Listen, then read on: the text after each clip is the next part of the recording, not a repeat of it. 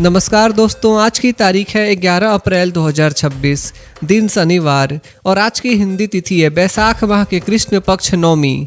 तो दोस्तों अब आज के दिन का इतिहास भी जान लेते हैं। आज 11 अप्रैल को नेशनल सेफ मदरहुड डे मनाया जाता है। इसका उद्देश्य महिलाओं के स्वास्थ्य और सेफ डिलीवरी के प्रति जागरूकता बढ़ाना है ताकि हर माँ और बच्चे की सुरक्षा सुनिश्चित हो सके। और साल 1999 में आज ही के दिन भारत ने अग्नि-2 मिसाइल का सफल परीक्षण किया था। यह भारत की रक्षा शक्ति को मजबूत करने की दिशा में एक बड़ा कदम था।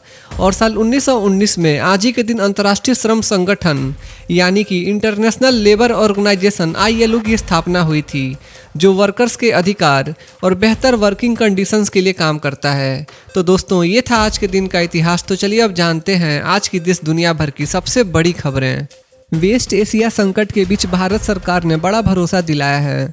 भारत सरकार ने कहा है कि देश में बिजली और ऊर्जा की जरूरतों को सफलतापूर्वक पूरा किया जा रहा है। पावर मिनिस्ट्री के अनुसार सभी थर्मल पावर प्लांट्स पूरी क्षमता पर काम कर रहे हैं और कोयले का पर्याप्त स्टॉक उपलब्ध है। सरकार अगले 3 महीनों में 22,000 मेगावाट नई बिजली क्षमता जोड़ने की तैयारी कर रही है, जिसमें थर्मल, सोलर, विंड और हाइड्रो प्रोजेक्ट्स शामिल हैं। वहीं पेट्रोलियम मिनिस्ट्री ने बताया कि देश में LPG, पेट्रोल और डीजल की सप्लाई पूरी तरह सामान्य है। कहीं भी किसी तरह की कमी नहीं है। हर दिन 1 लाख से ज़्यादा 5 किलो वाले LPG सिलेंडर की बिक्री हो रही है और घरेलू गैस की सप्लाई को प्राथमिकता दी जा रही है। सरकार ने लोगों से PNG अपनाने की भी अपील की है ताकि गैस का बेहतर और इफिशिएंट इस्तेमाल हो सके। इसी बीच विदेश मंत्रालय ने कहा है कि भारत वेस्ट एशिया के हालात पर लगातार नजर बनाए हुए है और वहां मौजूद भारतीयों की सुरक्षा सुनिश्चित की जा रही है। साथ ही 1900 से ज़्यादा भारतीय नाविकों को सुरक्षित वापस लाया जा चुका है और समुद्री संचालन भी पूरी तरह सामान्य बना हुआ है। वेस्ट एशिया में जारी तनाव के बीच भारत के लिए एक राहत भरी खबर सामने आई है। पेट्रोलियम मिनिस्टर हरदीप सिंह पुरी ने बताया कि कतर ने भारत के लिए विश्वसनीय एनर्जी सप्लायर बने रहने की अपनी प्रतिबद्धता दोहराई है। यह बयान उन्होंने दोहा में कतर एनर्जी के CEO और एनर्जी अफेयर्स मिनिस्टर साद सेरिदा अल काबी से मुलाकात के बाद दिया। बैठक में दोनों देशों के बीच एनर्जी, ट्रेड और इन्वेस्टमेंट सहित कई अहम मुद्दों पर चर्चा हुई। दोनों पक्षों ने वेस्ट एशिया में शांति और स्थिरता जल्द बहाल होने की उम्मीद जताई।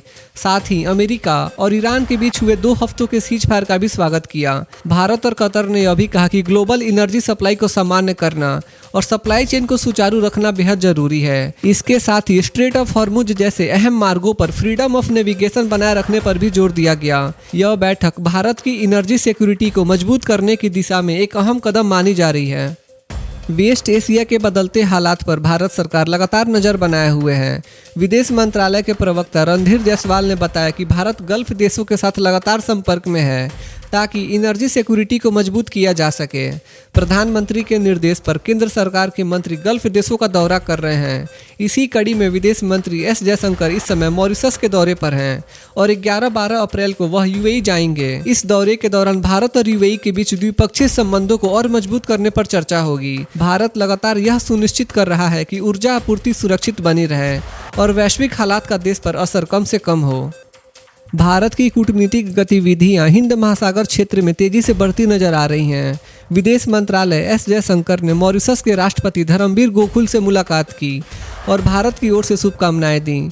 इस दौरान भारत और मॉरिशस के बीच मजबूत साझेदारी को आगे बढ़ाने पर चर्चा हुई। साथ ही सेचेल्स के फॉरेन मिनिस्टर बैरी फॉरे से भी मुलाकात हुई, जहां भारत ने आर्थिक सहयोग जारी रखने का भरोसा दिया। विदेश मंत्री ने मॉरिशस के पूर्व प्रधानमंत्री प्रविंद कुमार जुगनौथ से भी मुलाकात की और दोनों देशों के रिश्तों को और मजबूत करने पर बातचीत की। इसके अलावा भूटान के मंत्री DN धुनगैल और नेपाल के फॉरेन मिनिस्टर शिशिर खनाल से भी मुलाकात की गई। इन बैठकों में क्षेत्रीय सहयोग, विकास और साझेदारी को और गहरा करने पर जोर दिया गया। यह सभी मुलाकातें भारत की नेबरहुड फर्स्ट और हिंद महासागर क्षेत्र में बढ़ती कूटनीतिक सक्रियता को दर्शाती है। उत्तर प्रदेश में मतदाताओं की संख्या में बड़ा इजाफा देखने को मिला है। इलेक्शन कमीशन द्वारा जारी नई वोटर लिस्ट के मुताबिक राज्य में कुल मतदाता संख्या बढ़कर 13 करोड़ 39 लाख से ज़्यादा हो गई है। स्पेशल इंटेंसिव रिवीजन यानी SIR के बाद करीब 84 लाख नए मतदाता जुड़े हैं। इससे पहले जनवरी में जारी ड्राफ्ट लिस्ट में मतदाताओं की संख्या करीब 12 करोड़ 55 लाख थी। चीफ इलेक्टोरल ऑफिसर नवदीप रिनवा के अनुसार युवाओं की भागीदारी भी बढ़ी है। 18 से 19 साल के मतदाताओं की संख्या 17,63,000 से ज़्यादा हो गई है। इसके साथ ही जेंडर रेशियो में भी सुधार हुआ है। अब 1000 पुरुषों पर 834 महिला मतदाता हैं। जिलों की बात करें तो प्रयागराज में सबसे ज़्यादा बढ़ोतरी दर्ज की गई है, जिसके बाद लखनऊ का स्थान है। वहीं गाजियाबाद की साहिबाबाद सीट पर सबसे ज़्यादा नए वोटर जुड़े हैं। मतदाता अब अपने नाम ऑफिशियल पोर्टल voters.eci.government.in पर जाकर ऑनलाइन चेक कर सकते हैं। सेंसस 2027 को लेकर देश भर में डिजिटल भागीदारी तेजी से बढ़ रही है। रजिस्ट्रार जनरल ऑफ इंडिया के अनुसार अब तक 57,20,000 से ज़्यादा परिवार सेल्फ इनूमरेशन सुविधा का लाभ उठा चुके हैं। सेंसस का पहला चरण 1 अप्रैल से शुरू हुआ था और सेल्फ इनूमरेशन की सुविधा 15 अप्रैल तक जारी रहेगी। यह सुविधा फिलहाल 11 राज्यों और केंद्र शासित प्रदेशों में चल रही है, जिसमें गोवा, कर्नाटका, उड़ीसा और अंडमान निकोबार जैसे क्षेत्र शामिल हैं। इसके बाद 16 अप्रैल से हाउस लिस्टिंग और हाउसिंग सेंसस शुरू होगा, जो 15 मई तक चलेगा। इस दौरान देश भर के घरों, इमारतों और सुविधाओं की जानकारी जुटाई जाएगी।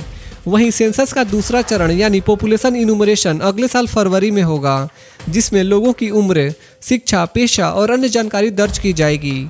यह डिजिटल पहल सेंसस प्रक्रिया को आसान, तेज और पारदर्शी बनाने की दिशा में एक बड़ा कदम मानी जा रही है। पीएम नरेंद्र मोदी ने बिहार के मुख्यमंत्री नीतीश कुमार को राज्यसभा सदस्य बनने पर बधाई दी है। प्रधानमंत्री ने कहा कि नीतीश कुमार देश के सबसे अनुभवी नेताओं में से एक हैं और उनके सुशासन की हर जगह सराहना होती है। उन्होंने यह भी कहा कि नीतीश कुमार का बिहार के विकास में बड़ा योगदान रहा है और उन्हें फिर से संसद में देखना खुशी की बात होगी। प्रधानमंत्री ने भरोसा जताया कि उनका अनुभव संसद की गरिमा को और बढ़ाएगा। इसके साथ ही हरिवंश नारायण सिंह को भी राज्यसभा के लिए नामित होने पर बधाई दी गई। प्रधानमंत्री ने कहा कि हरिवंश ने पत्रकारिता और सार्वजनिक जीवन में महत्वपूर्ण योगदान दिया है और उनके विचारों ने संसद की कार्यवाही को समृद्ध किया है। राज्यसभा में कल एक अहम शपथ ग्रहण समारोह आयोजित हुआ। राज्यसभा के सभापति सीपी राधाकृष्णन ने नवनियुक्त सदस्य हरिवंश नारायण सिंह को शपथ दिलाई। हरिवंश ने हिंदी भाषा में अपने पद की शपथ ली।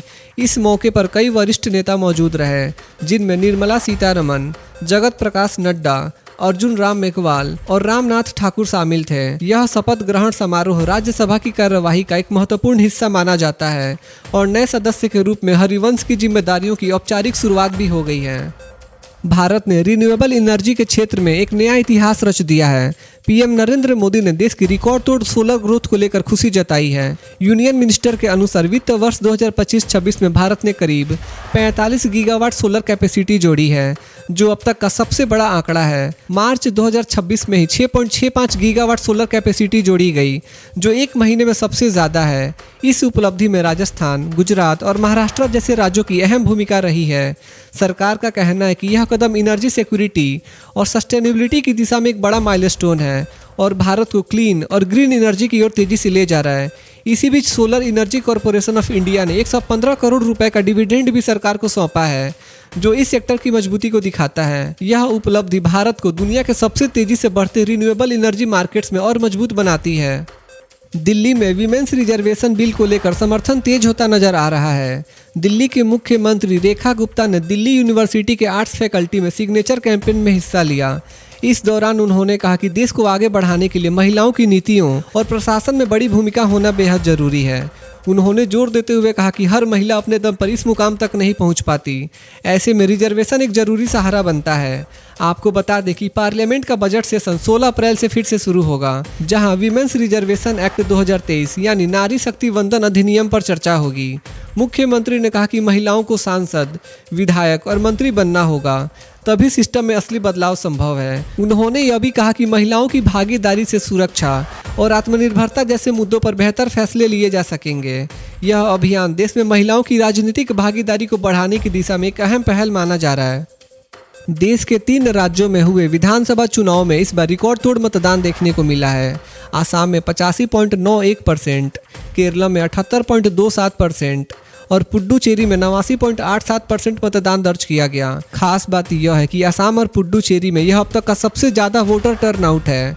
इससे पहले असम में 2016 में 84.67% मतदान हुआ था, जबकि पुडुचेरी में 2011 में 86.19% मतदान रिकॉर्ड किया गया था। इस बार महिला मतदाताओं ने भी बड़ी संख्या में हिस्सा लिया है। असम में 86.50%, केरला में 81.19% और पुडुचेरी में 91.40% महिलाओं ने वोट डाला। यह आंकड़े दिखाते हैं कि देश में लोकतंत्र के प्रति जागरूकता लगातार बढ़ रही है और खासकर महिलाओं की भागीदारी तेजी से मजबूत हो रही है। भारत के मानव अंतरिक्ष मिशन को लेकर एक बड़ी सफलता सामने आई है। इसरो ने गगनयान मिशन का दूसरा इंटीग्रेटेड एयर ड्रॉप टेस्ट यानी ID-A202 सफलतापूर्वक पूरा कर लिया है। इस टेस्ट का उद्देश्य था क्रू मॉड्यूल के पैराशूट और रिकवरी सिस्टम को जांचना ताकि अंतरिक्ष से वापसी के दौरान एस्ट्रोनॉट्स की सुरक्षित लैंडिंग सुनिश्चित हो सके। इस दौरान 5.7 टन वजनी क्रू मॉड्यूल को चिनूक एयरक्राफ्ट की मदद से करीब 3 किलोमीटर की ऊंचाई तक ले जाया गया और फिर बे ऑफ बंगाल में श्रीहरिकोटा तट के पास गिराया गया। यह टेस्ट गगनयान मिशन के लिए बेहद अहम माना जा रहा है, जो भारत का पहला मानव अंतरिक्ष मिशन होगा। इस सफलता के साथ भारत अपने ह्यूमन स्पेस फ्लाइट प्रोग्राम की दिशा में एक और मजबूत कदम आगे बढ़ा चुका है। अफगानिस्तान में भारी बारिश, बाढ़ और भूस्खलन ने भारी तबाही मचा दी है। पिछले 2 हफ्तों में 148 लोगों की मौत हो चुकी है, जबकि 216 लोग घायल बताए जा रहे हैं। सबसे ज़्यादा असर ननगरहर प्रांत में देखने को मिला है, जहां सिर्फ 2 दिनों में 24 लोगों की जान चली गई। बाढ़ के कारण कई अहम सड़कें टूट गई हैं, जिससे राजधानी काबुल और अन्य प्रांतों के बीच आवागमन बाधित हो गया है। हालात इतने गंभीर हैं कि कई इलाकों में फंसे लोगों को एयरलिफ्ट करके सुरक्षित स्थानों पर पहुंचाया गया है। यूनाइटेड नेशंस के मुताबिक इस आपदा से अब तक 73,000 से ज़्यादा लोग प्रभावित हुए हैं। मौसम विभाग ने चेतावनी दी है कि आने वाले दिनों में हालात और बिगड़ सकते हैं, जिससे जान माल का नुकसान और बढ़ने की आशंका जताई जा रही है। मिन अंग हैलेंग ने कल म्यांमार के राष्ट्रपति पद की शपथ ले ली है। मिन अंग हैलेंग वही नेता हैं जिन्होंने 2021 में अंग सैन सू की की सरकार को हटाकर सत्ता अपने हाथ में ले ली थी। तब से देश में सैन्य शासन जारी है। हाल ही में हुए चुनाव के बाद उन्होंने राष्ट्रपति पद संभाला है, लेकिन इस चुनाव को लेकर काफ़ी विवाद भी सामने आए हैं। यूनाइटेड नेशंस और कई ह्यूमन राइट्स ग्रुप्स ने इस चुनाव की निष्पक्षता पर सवाल उठाए हैं। कई प्रमुख राजनीतिक दलों ने चुनाव में हिस्सा ही नहीं लिया, जिसमें सू कई की पार्टी भी शामिल है। नई संसद में प्रो मिलिट्री ब्लॉक का दबदबा साफ दिख रहा है, जहां लगभग 90% सीटें उनके पास हैं। नई कैबिनेट में भी 30 में से 28 सदस्य सैन्य पृष्ठभूमि से जुड़े हैं। यह घटनाक्रम म्यांमार में लोकतंत्र और सैन्य शासन के बीच जारी संघर्ष को एक बार फिर उजागर करता है। ईरान के पूर्व फॉरेन मिनिस्टर कमल खाराजी का निधन हो गया है, जो हाल ही में हुए US इजराइल एयर स्ट्राइक में घायल हो गए थे। रिपोर्ट्स के मुताबिक वह पिछले हफ्ते तेहरान में अपने घर पर हुए हमले में गंभीर रूप से घायल हुए थे और इलाज के दौरान उन्होंने दम तोड़ दिया। कमल खाराजी ईरान के पूर्व विदेश मंत्री रह चुके थे और उन्होंने 1997 से 2005 तक राष्ट्रपति मोहम्मद खातामी के कार्यकाल में यह जिम्मेदारी निभाई। बाद में वह ईरान के सर्वोच्च नेता अली खामेनेई के फॉरेन अफेयर्स एडवाइजर के रूप में भी जुड़े रहे। उनका निधन ऐसे समय में हुआ है जब वेस्ट एशिया में पहले से ही तनाव बना हुआ है और सीज फायर के बीच भी हालात पूरी तरह सामान्य नहीं हुए हैं। उनकी मौत को क्षेत्रीय संघर्ष के बीच एक बड़ी कूटनीतिक क्षति माना जा रहा है। आज सोना और चांदी के दामों में हल्की गिरावट देखने को मिली है। आज 24 कैरेट सोने की कीमत करीब 15,148 रुपये प्रति ग्राम है, यानी 10 ग्राम सोना लगभग 1,51,480 रुपये पर ट्रेड कर रहा है। वहीं अगर चांदी की बात करें तो इसकी कीमत 250 से 260 रुपये प्रति ग्राम के बीच है, यानी 1 किलो चांदी करीब 2,50,000 से 2,60,000 रुपये तक है। तो दोस्तों आज के लिए बस इतना ही था। देश भर के छोटे बड़े अपडेट्स और हर दिन के लेटेस्ट न्यूज़ करेंट अफेयर्स देखने के लिए हमारे YouTube न्यूज़ चैनल इंडियन जनता न्यूज़ को सब्सक्राइब जरूर करें। मिलते हैं अगले वीडियो में, तब तक के लिए बाय बाय, टेक केयर, जय हिंद।